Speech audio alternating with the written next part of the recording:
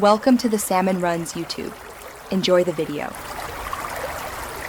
You start by confirming essentials. Check your ISP status and any reported outages, and then plug directly into the modem with an Ethernet cable to isolate Wi-Fi.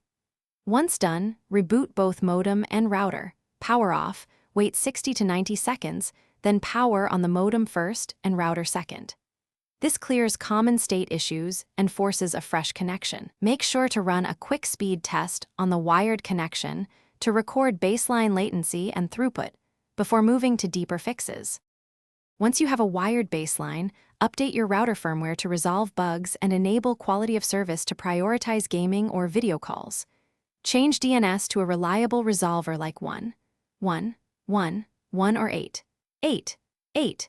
8 and flush the client DNS cache so name lookups stop adding delay.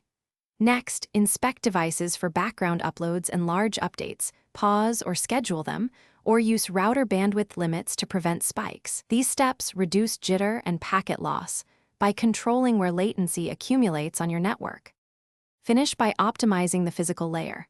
Place the router centrally, raise it off the floor, and switch clients to 5 GHz or Ethernet for lower interference.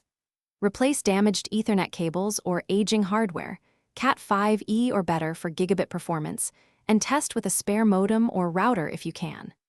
If issues persist, log ping and packet loss to your ISP at different times of day and present that evidence when escalating. One key tip: if packet loss is consistent, insist on line tests.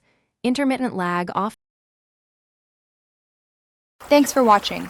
Consider subscribing if we helped you.